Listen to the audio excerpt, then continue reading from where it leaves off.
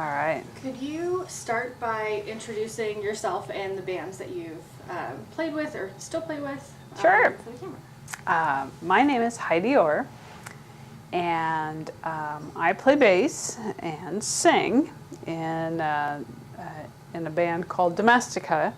That is my current band. The band right before Domestica was called Mercy Rule, and I played bass and sang in that. And then my first band was called 13 Nightmares, and I was the bass player in that band. It was a four-piece, and so there was someone else who sang. Awesome. Can you start by telling us just how did you get started in music? Sure. So in music, my parents are musicians, both of them. My dad is an organist. My mother was an organist. I grew up singing in the choir at church. And so I have played in band. I played oboe. I played piano a little bit, not as good as I want to be, but so I have a lot of musical background. I even studied a little bit at the university, studied voice. But rock music kind of came at me, just slid in there. It didn't occur to me to play rock music until my boyfriend, John Taylor, my now husband, bought me a bass. Bought me a bass guitar and an amplifier, and invited me. He decided we should be in a band together. He was playing in bands, and we knew another guitar player, and we just started writing songs and playing together, and that was how I really started playing bass, was learning those bass lines and just playing as complicated as I could figure out and as complicated as I could play. And Awesome. then that's kind of how I started. So when you got started really into rock, Yeah. who were you listening to, or who were you going to see play that kind of inspired you? Sure. The people who inspired me at that time were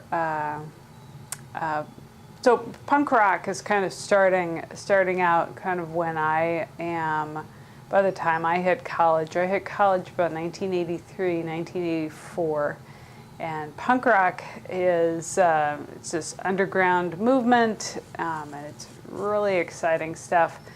And there are different shows going on in Lincoln. There are some touring bands that are coming through, and one of the Lincoln bands that I really, really liked, and I would try to go and see as many times as I could, was a band called The Click. And they had a woman sing. Her name was Sarah Cavanda, and she was amazing. She sang and then played keyboards, and they had a bass player, a guitar player, a drummer, and they just played complicated, fun, high energy, just music, and I don't know, Sarah Cavanda just made it look really easy. She made it look fun. She was, I just couldn't take my eyes off her. She was beautiful. She was amazing. I thought she was incredible.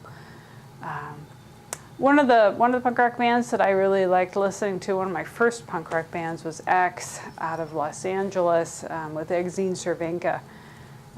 She's also the singer in that band, and I thought they were wonderful. So I got to see them. There was a bar here in Lincoln, one of the few places where you could play and be in a punk rock band. It was called the Drumstick. It's no longer there. It's been demolished, but I saw X. I was right in front of the stage. Exene is right there in front of me, and I don't know, it probably made an impression. Awesome. So the Drumstick was one of the places that you could go to play. What were some of the other places that you went to see shows that you played in some of your early bands? Sure. In Lincoln or Omaha? In Lincoln or Omaha. So in Lincoln, it was the Drumstick. There was just a box, a building with it was called the Brickyard. And I think people rented it out. I think you could rent it out. It had cement floors. You couldn't destroy it. And a lot of all ages punk rock shows were played there. People played in houses. Trying to think in Omaha, the Howard Street Tavern would have been a place to play or go see bands in Omaha. And then the Capitol would have been later.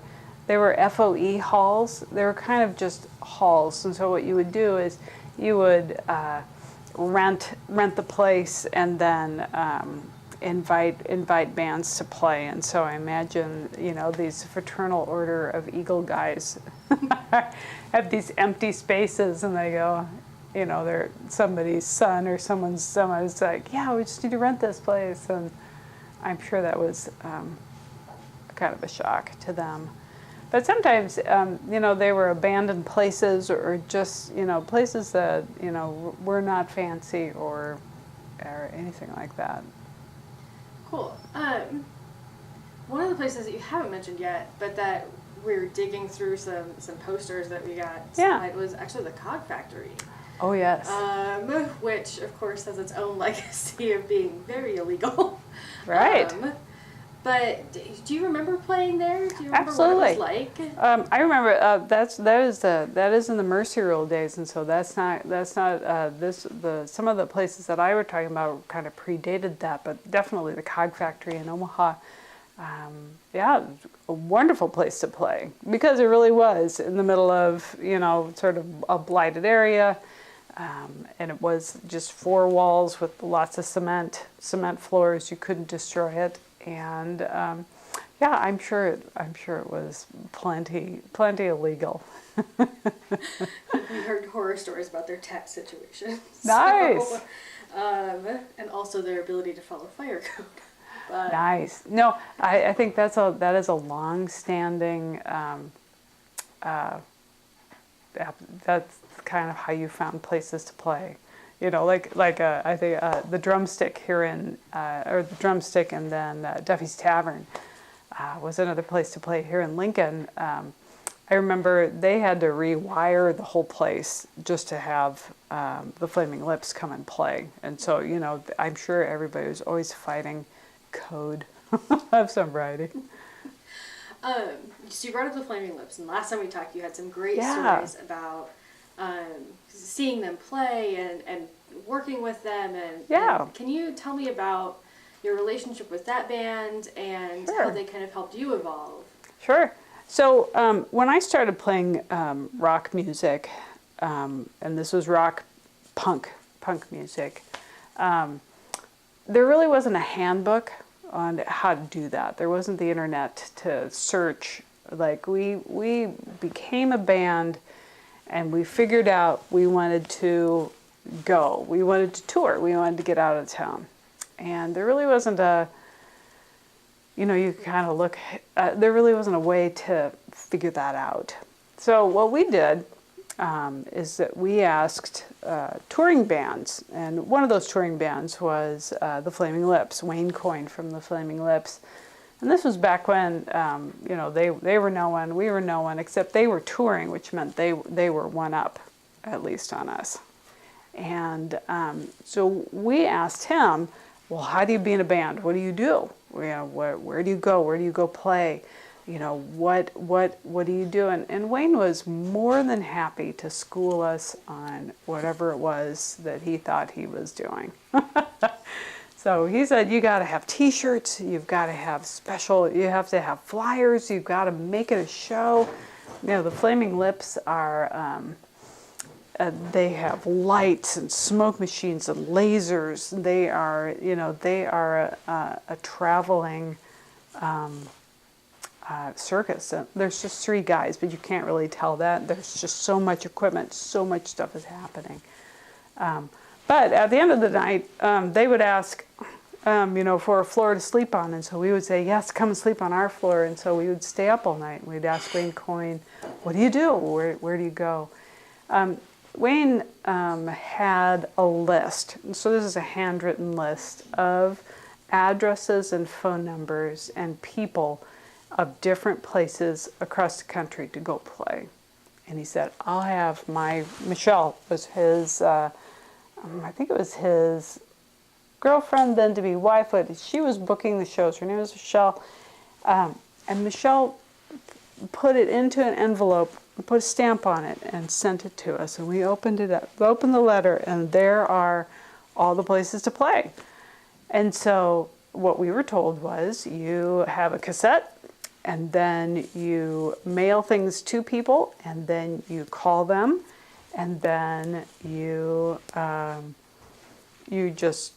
tell them you'll be there on Tuesday night, and you'll play for nothing, or $50. I think you still play for $50, but at the time, I think you play for whatever it was, and so we would start leaving the city and going places, playing to different people, and and Wayne Coyne, we ended up playing with him, or the Flaming Lips, and a couple different in Manhattan, Kansas, or Kansas City. They'd come up from Oklahoma City, and we got to play some shows with them. But he he told us, this is what you do. And then we told other people, this is what you do. And we copied it off. And we started spreading it out and saying, okay, this is how to be in a band. All right, this is what you do. Awesome. So definitely passing along that mentorship wherever possible. Absolutely. It's amazing. So a couple of these I have some questions the students came up with. Yeah. And one of them that they'd like to know is, how do you think that you've impacted the local Nebraska, Lincoln, Omaha scene? Yeah. And so, your name kept coming up, like, oh, you have to talk to Heidi Ore. And you're talking about passing out this list of resources to help other people. So what do you think your impact or your legacy is or is going to be? That's really interesting. Yeah, the kiss and pull punches. Yeah. So I'm not sure I could gauge what kind of impact I've had on Nebraska music, or on Lincoln music. It's my daughter. Okay, sorry. Yep. She would be one of the people that I've impacted. No, that's. Yes. No, that's funny. So legacy, case in point. So legacy, yep. There's that would be one thing right there. I think that when as we are passing out, this list and telling people, we're showing people how to screen print T-shirts. We're, we are. It was very much a DIY, do it yourself, and John got really good at building lofts in your van. Like, you could come and park your van in our rental, and he would help you build a loft. And a loft is in the back of the van. It's like a box. You can sleep on, but you put all of your equipment underneath, and then you close the door and you put a hasp on the back and a padlock, so that you can't, even if you break into the van, you can't break into this part unless you're in the back, and you can take off the padlock. And so we did that. We would do that for bands. I feel like probably every time I play, I hope that it gives another woman the idea or the permission or the thought that that they can play. I hope I make it look easy. I hope I make it look fun. I hope I make it look like it's no big deal. Like you should just do that. And I think that for women particularly, I think it's helpful to have someone to look at and go, oh, they did it. I suppose I could. I bet I could. You know, and I feel like because women, I think sometimes I am like this. You feel like you have to have a certain level of skill before you can do something. Like you're like, well, I'm not very good, so I really shouldn't do that. Men don't think like that. They're like, bah, I'll just do it, bah. And women are more like, well, if I don't write a really great song, and then I guess I really shouldn't. So I try to talk to women. I try to tell people, start a band, take your boyfriends, take someone's equipment, and just start a band. Just don't get hung up on being great. Just play. So I'm hoping that a legacy that I have is, first of all, that I have played. Second, I used to play. There was one of my daughters, the other daughter. I played pregnant. I had a baby on board. I was told that their ears would not be hurt, so I did check. We recorded one of my records. I'm 8 months pregnant. I'm in Madison, Wisconsin, and I'm just huge. I'm huge. These babies were huge. And I'm playing and saying I'm recording this record, and a friend, then we drive home, and a month later I have Zoe Taylor. So I don't know. I think that there's always a barrier. There's always a good reason not to do something. But hopefully, I've given some people some reasons to do something. How about that? Awesome.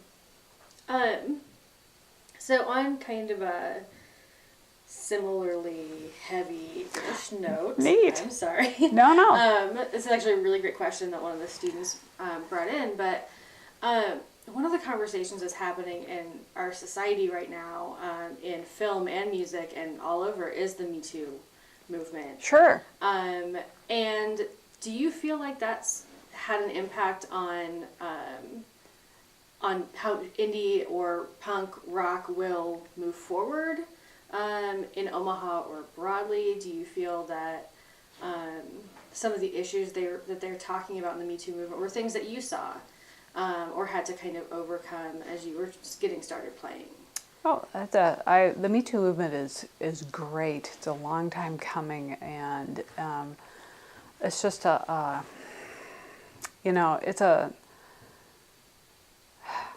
it is a cluster cuss of I don't want to try it. I don't want to swear. Feel free. They signed the waivers already. Yeah, have we done that? It's just the bullshit that people are getting away with, and I feel like anytime that people can be called on bullshit and where it can end and it stops, I feel like that is nothing but growth can occur. From that's under just sweeping that away will allow people to, because I never felt like I was never in a situation where someone took me aside and said, well, if you do this, I'll make you a star, I'll make you do this,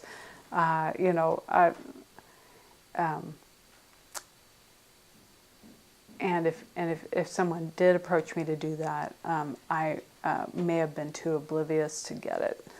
I'm like, bleh, punk rock. And certainly, being for most of the bands I've been playing in I sing, and so it's a female-led band. I remember one time we were playing in Boston on the East Coast. We opened for a band. It was a big show. We were playing down by Fenway Park, and there were a lot of people there. And some friends of mine, Rachel Device from Omaha, they are touring, and they happen to have a night off. They happen to be in Boston, and so they come and they are watching us play. And one of the people watching our band turns to one of the guys in Rachel Device and says, "Well, I don't know. Would you fuck her?" Looking at me, "Would you fuck her?" And the gentleman from Rachel Device goes, "Oh my God, no! That's Heidi. What? And he told me that story, and it really made me think about, how far we got as a band, or how far, what level we made it to, and I was just fascinated by that mentality, that entertainment, that being in a band, being musical. It was about, would you fuck her or not? Is that an entity that is fuckable? I've never played that card. I was never interested in that. I wear T-shirts to my neck. I wear things to my knees, to the neck, to the knees, because I really wasn't interested in exposing myself physically to attract male attention at all, like ever. I'm really not interested in that at all. And so, did that keep us at a certain level as a band? It's possible. We play really aggressive, loud music, and sometimes I guess it could be that guys just don't want to hear shrill music from girls, and it could be we just suck. That is all possible. We interviewed Jamie from Tilly yesterday. Oh yeah. Which is the first time the kids were interviewing, and so they were of course very nervous and not quite sure how to be interviewers. But she was super great. And one of the things that she brought was some fans had made like a box stage with Barbie doll. Members of all of the band, and which is like weird and kind of creepy, like very voodoo doll-y. But I was kind of thinking about it afterward. What does it say? That wasn't really Tilly's image. It was like this kind of Barbie doll perfect thing. And so when they're being displayed as Barbie and Ken dolls, is that sending a message about how they're perceived too? Which we didn't get into, and I don't think it's really fair to. I think that is a super fair question.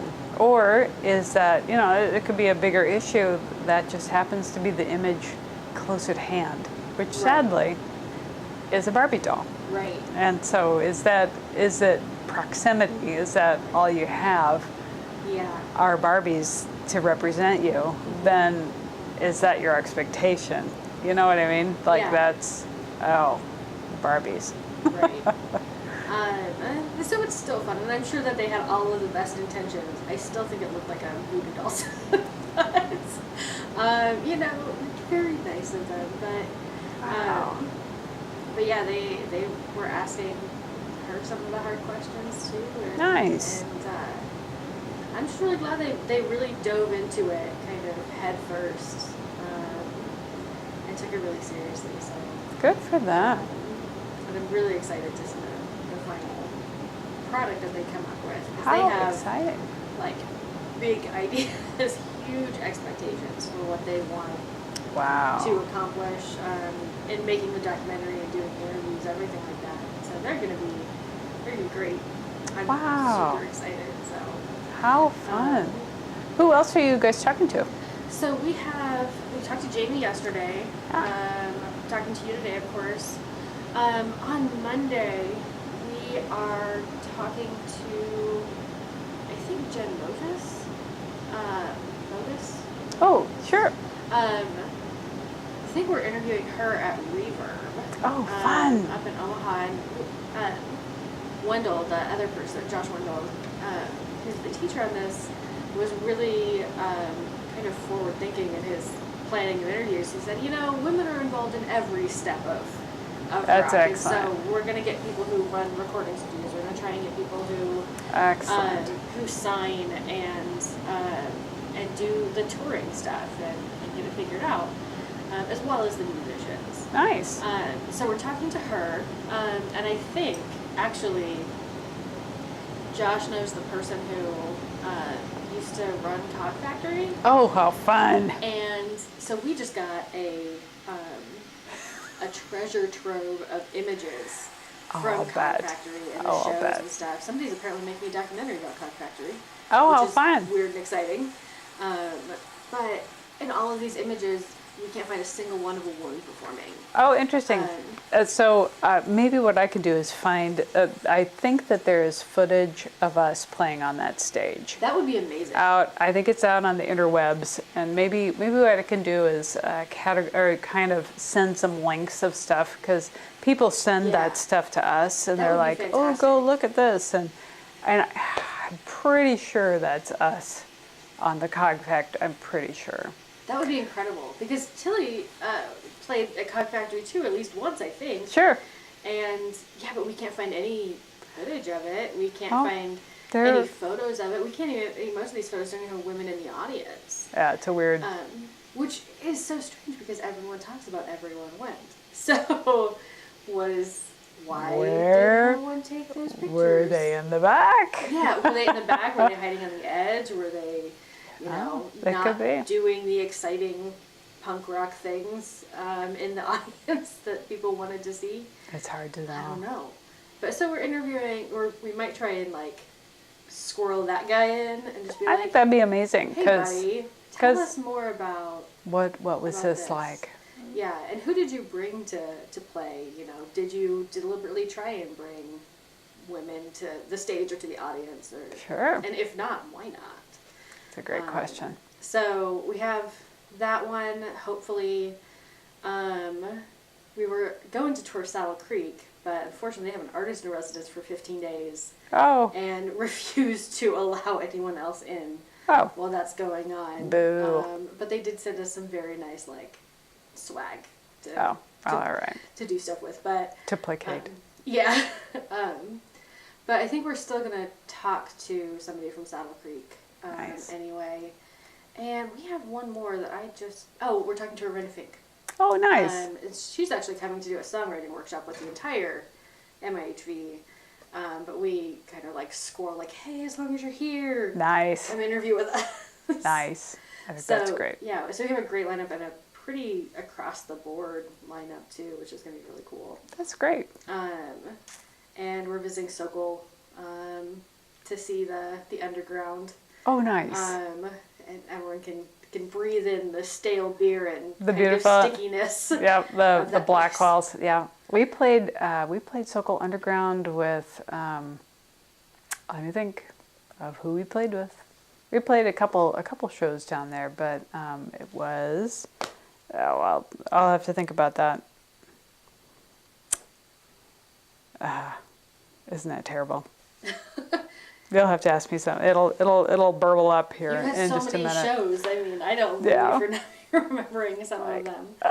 I've been to Sokol Underground a couple of times, and just the sticky, humid. Oh yeah. Yeah. It's an experience. The lack of fire escapes. The lack of really lighting to escape in case of a fire, no matter what. Yep. That is the punk rock club. That is kind of the whole. One of the best punk rock clubs, not best, but just was an abandoned schoolhouse in South Sioux City. It was called Royal Court, and it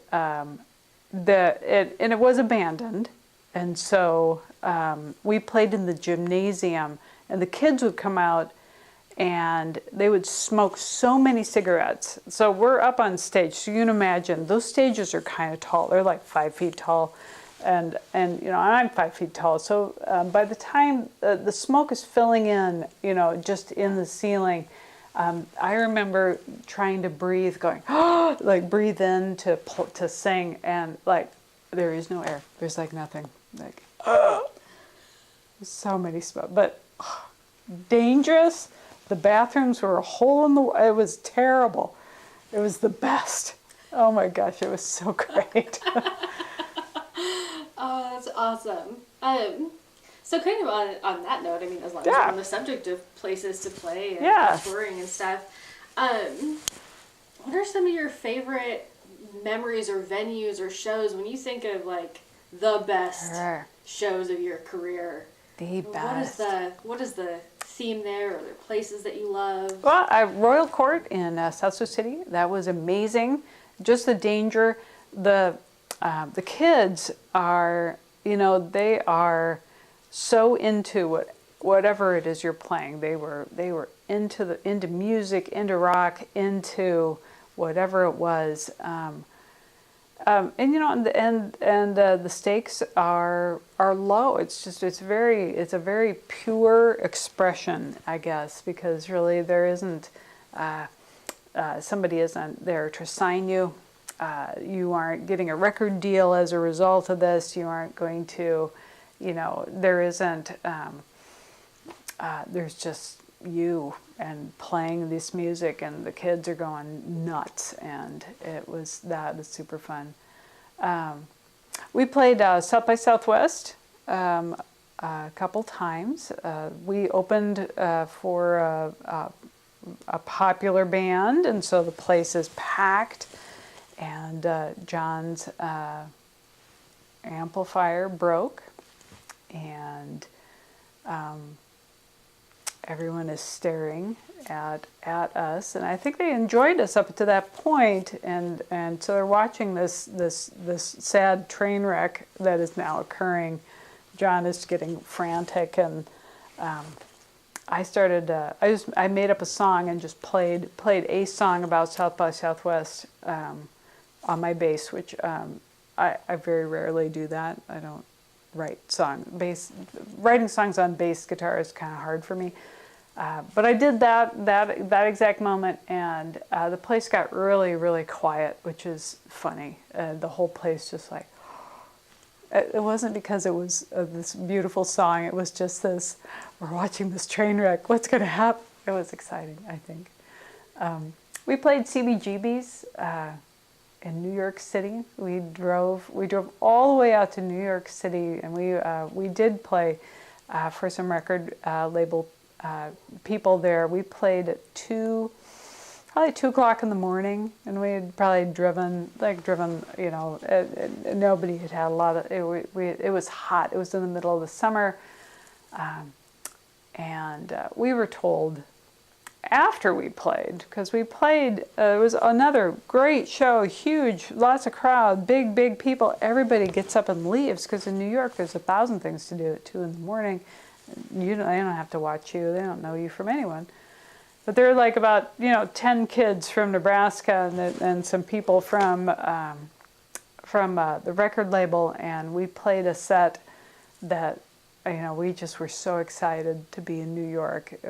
For me, it just felt like, oh my gosh, we're here, and we just played as best as I thought we played really well. Not necessarily to impress anybody, I think really just because, just the joy of being there, being at CBGB's. We were told that the sound man at CBGB's turns off the PA if he doesn't like you, because he just wants to go home. He's like, nah, I don't care if you've driven 1,500 miles, I don't care who you are. So they let us play, which I think was, so that had to be something. As long as you impress the sound. As long as you, we have had a long history with soundmen, because we play too loud, and so they don't like that very much. So we started touring with our own sound man, so that we wouldn't have to listen to them complain.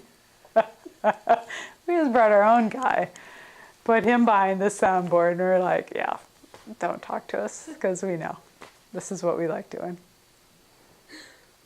Awesome.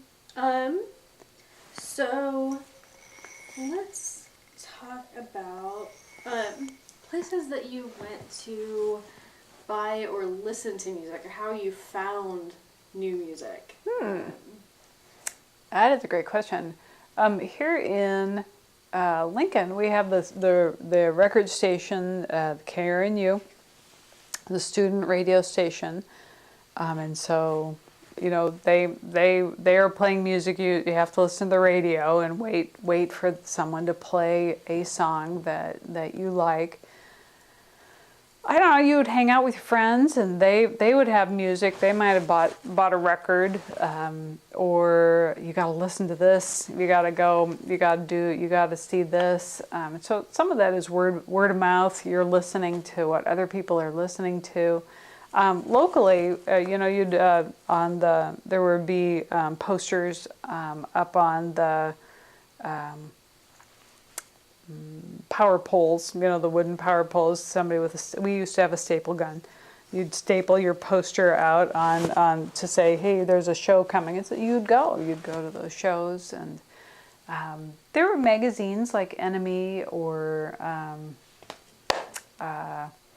different, kids would make little fanzines or whatever that was. And you just read about whomever. You'd go, well, I don't know, what about this band?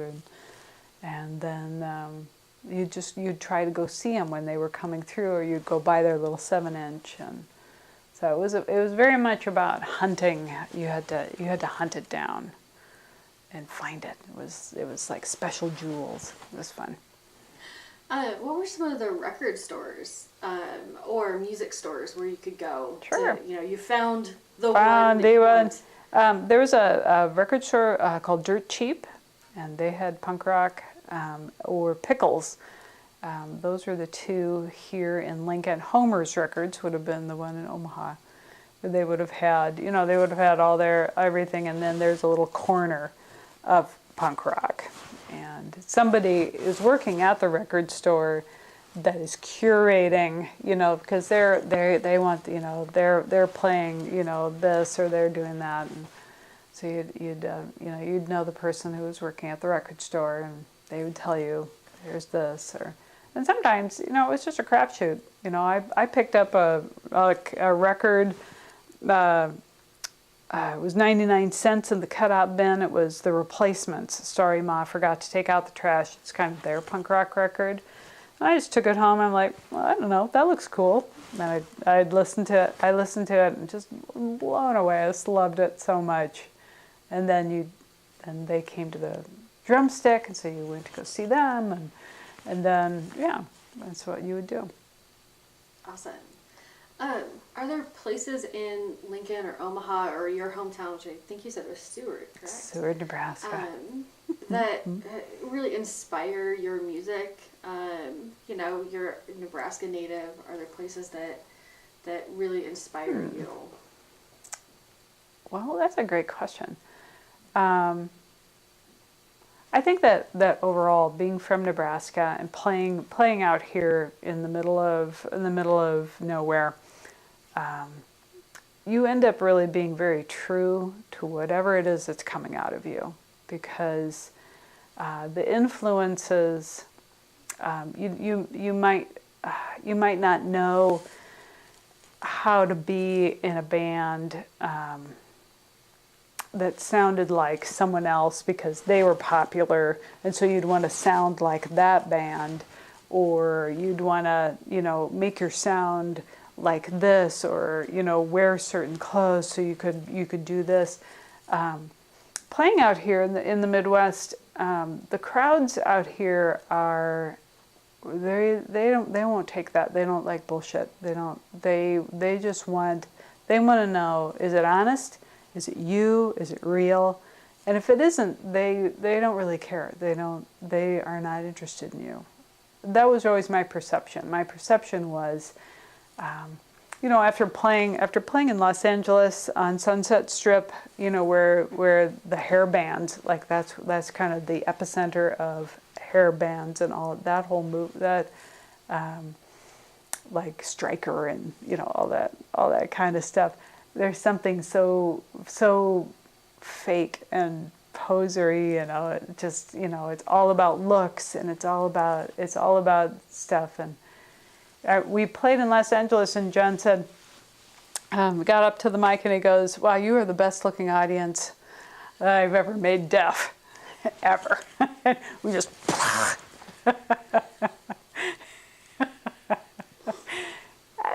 these things are different. There's just they're kind of a different sensibility. And so I think Nebraska, I don't know. I like Nebraska because there's room. There's room out here. There's a lot of room. The sky, there's a lot of room in the sky. There's a lot of room everywhere. And so whatever it is you come up with, there's room for you. Awesome. So let's see.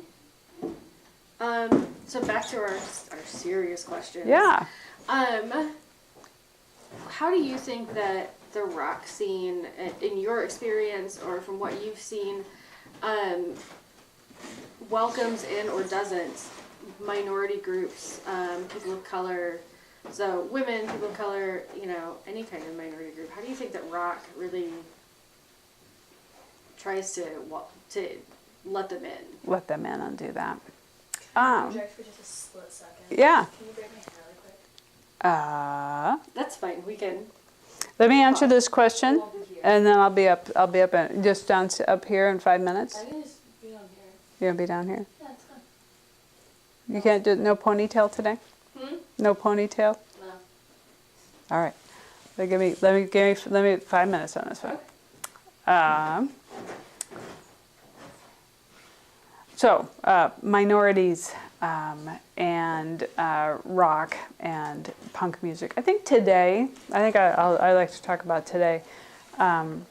Today, I think that there is kind of in the punk rock that I love, the punk rock that I like the very best is the openness, the whatever attitude, the whatever it is that you want to do, we're into it. And so it doesn't particularly matter who is playing it or what they look like or whatever it is.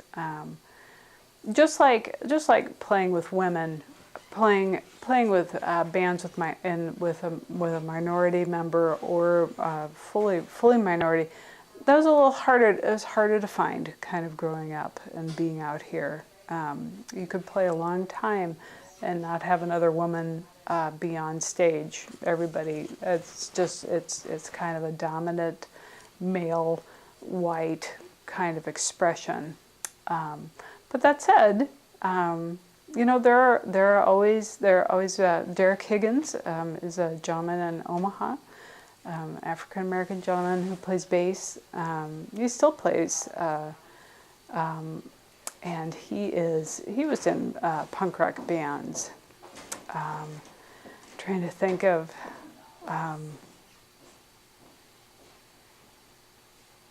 It's a great question. I feel like probably just like anything, like the Me Too movement, there was a lot of bullshit. And there's a lot of reasons. There's a lot of reasons why maybe that did not occur. And I don't think it was meant particularly for minorities or even for women. It's not like no one said to me, "Don't play. We don't want to hear from women." They're like, "Oh, you're a woman?" They're like, "Oh," To them it was literally a surprise. And do I like to see? I would like to see going forward more. And I feel like I don't know. I feel like permission. People need to give themselves permission to play and to do that. And if it isn't rock, well, who cares about rock? I mean, there's a lot of different kinds of music. There are a lot of different expressions. And like you said, there are a lot of different ways to get involved in music. You don't have to necessarily, play. You can run sound. You can record, and all of that is great.